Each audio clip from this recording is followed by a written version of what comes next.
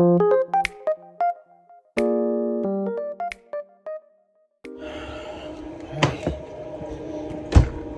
gulo ng panahon eh. Maya-maya umuulan, maya-maya kalmado na ulit. Di ko alam kung magdadala ako ng payong o ano pagpapasok. Minsan pagka-out ko naman, ang lakas ng ulan. Ang laki pa din naman ng payong kong dala-dala. Bit-bit na lang ako ng karton kasi ano, malapit lang naman. Tapos dito na lang ako dadaan sa loob nitong mga ano, guya para di tayo mabasa. Mga kabayan, ang dami ko nakikita na namang mga ano, comments and messages na nababasa ko. And then mga nagpapa-legit check sa akin. I suggest manood po kayo ng mga balita about sa Canada. Huwag po kayong magpadala dun sa mga vlogger na pinakikitaan na naman kayo ng mga nakikita kong makakapal na pera at saka ano, mga snow, mga tumatakbo humihiga sa snow para maakit kayong pumunta dito sa Canada. Ang pinakamaganda pong gawin, manood kayo ng mga balita kung ano mga nangyayari dito. Kung yung plano nyo po bang pagpunta dito, tama pa ba? Kasi kalimitan na nababasa ko at mga nagme-message sa akin is madami pa rin kababayan natin ang hindi yata nanonood ng mga nangyayari dito. Nagtatanong kung okay lang daw bang mag-tourist pa rin sila dito at maghanap ng trabaho. At even sa comment, ang daming mga nagtatanong pa rin na, Sir, okay lang po ba na magtuturist po ako then maghanap ng trabaho dyan?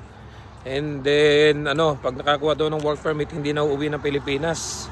And then, meron ding mga ilang naman na, ano, pinadalan daw sila ng email. And then, hindi pa nakakapagpasa ng, ano, ng kahit na ano, wala pang resume, wala pang mga requirements na pinapasa, hinihinga na daw sila ng pera.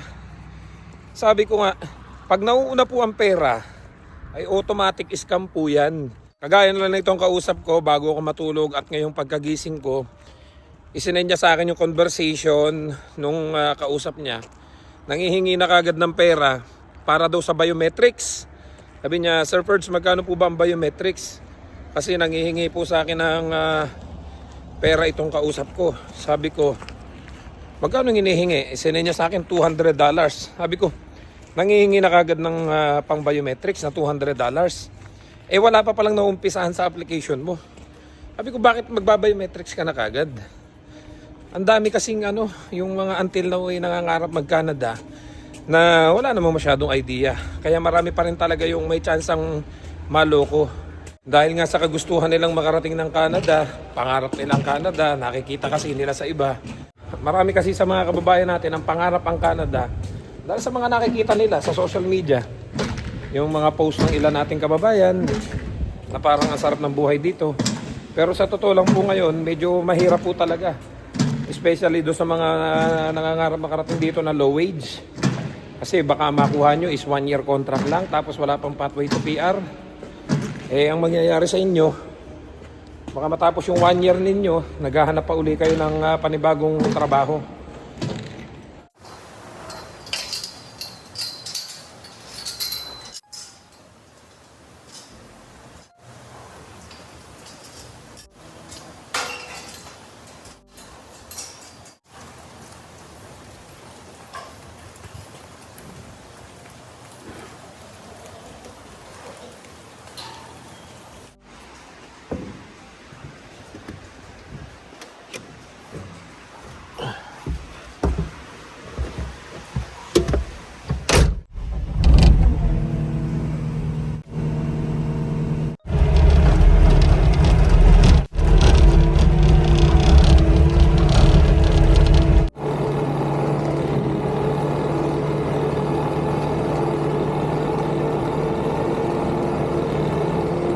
Pagod ako, grabe.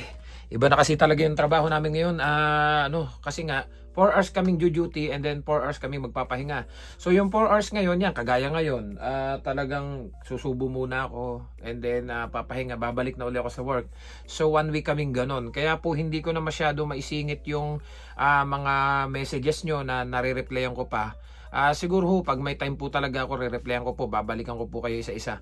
Kasi imagine niyo naman po, napakarami po ninyo nagme-message sa akin. Ngayon, pag ni-replyan ko po yung isa, hindi po matatapos doon yung usapan. May kasunod pang tanong, may kasunod pang tanong. So hindi na po ako nakapahinga.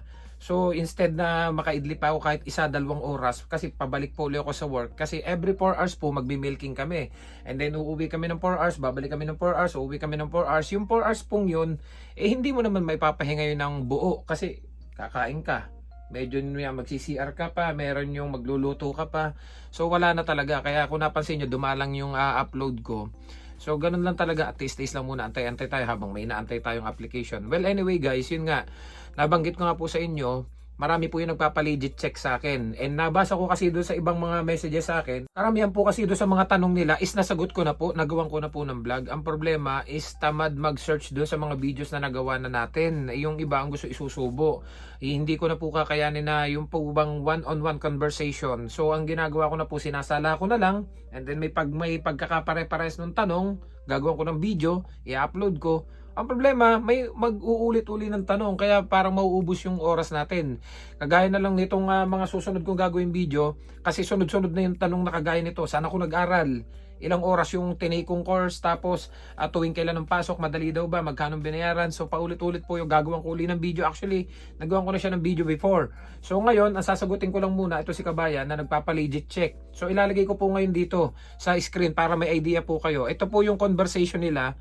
Congratulations! We have went through your documents and you're qualified to work with us here in Oki's Packaging Company. Salary package for your post. With your position, you will earn $8,000 every month, $650 feeding allowance, $500 housing allowance every 2 weeks, and other bonuses and benefits from the company which includes use of transportation with valid driver's routes license, free private apartment with full electronics sets while you are on the training programs, 24 hours internet connection with personal laptop for you to communicate with your loved ones, free feeding, medical insurance. During the training programs, you will have 7 hours working a day, working from Monday to Friday, 2 months holiday in a year. So napakarami pa ng conversation na isinenya sa akin. At ang napansin ko lang kay Kabayan, malimit niyang sinasabi na I will do everything para makarating ng Canada. Please, this is my dream country. I want to live there. Talagang halos parang nagmamakaawa na siya. Yun yung napansin ko doon sa ilan nating kababayan. Pag nagsasend sa akin ng conversation nila, hindi lang po ito yung first time kasi na nakatanggap po ako ng mga ganitong klase ng conversation na sinesend nila sa akin, nagpapa-legit check.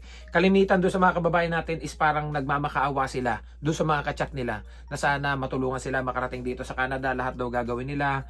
In short, parang ikang ay patay na patay, pinapakita nila doon sa kausap nila na gustong-gusto nilang makarating dito, kaya ang dami po nating kababayan ang naloloko. Well, hindi ko naman kayo masisisi mga kabayan dahil talagang marami sa mga kababayan natin Pilipino ang naghahangad talaga na makarating dito sa Canada, pero hindi po talaga ganito yung klase ng mga offer na talagang realistic. Kasi kalimitan po sa mga offer dito, kanya-kanya po yung pagkain. And kung makikita nyo nga po dito, nakalagay nga po dito, pre-feeding. And then nakalagay po dito, 24 hours internet connection with personal laptop for you to communicate with your loved ones. So too good to be true, dun pa lang sa offer na may laptop. Kasi unang-una, alam naman ng mga employer dito na lahat tayo, halos lahat ay may cellphone na. So alam niyo yun, na talagang sabi ko nga napakalayo nitong mga ganitong klase ng offer at hindi po ito yung first time na may nag-send sa akin ng ganitong mga klase ng offer na too good to be true talaga. And at the same time, kung mapapansin nyo nga nakalagay dito, 8,000 every month salary. So, 8,000. Bakit hindi per hour? Bakit ginawang per month? So, ang kalimitan pong sahod dito ng mga dumarating po dito, ang binabayaran po dito is per oras. Hindi po yung isang buwan mong magtrabaho ka is 8,000 na nakalagay po diyan. And then meron pang allowance sa 650 and then may housing allowance pa na 500. So, too good to be true po talaga yung mga ganitong klase ng offer. So, kagaya na lang dati nung ipinost natin dito sa Facebook page natin na nakalagay nga po dito, ito yung offer naman kay Kabayan. New follower nyo po ako. May natanggap po akong letter of appointment from JD Irving Limited daw po. 7,850 Canadian dollar ang sweldo na may 250 Canadian allowance weekly as general farm worker po. Tapos pinasend sa akin sa Canadian Embassy yung sign scan copy ng letter of appointment para daw sa work visa processing. Then yung Canadian Embassy naman ang nag-send sa akin ng application form para sa visa processing. Then libre pa yung bahay. Scam po ba yun? Wala pa naman po silang hinihinging pera sa akin sa ngayon. Di ko lang po alam sa susunod. Scam po ba yun? Maliwanag po na scam yan. Sa ngayon po, maganda yung mga offer, maganda yung mga pinaparating nila sa inyo. Wala pang hinihingi. Pero papunta na po tayo dun sa ganong sitwasyon na hihinga nila kayo ng pera. Kagaya na lang ni Kabayan na ang ganda ng offer. Ayun nga lang, talaga hinihingan siya ng pera pang biometrics na kagad. Sabi ko, bakit ka kagad magbabiometrics? May pinasa ka na bang documents? Wala pa daw siyang nasisimulan. Sabi ko, alam niyo po ba yung pinagbabiometrics? Yung po yung for visa na. And then, ang nabasa ko po, kasi mahaba na yung conversation namin, hindi ko na ilalagay dito sa screen lahat dahil napakarami. Ilang photos yung isinend niya sa akin.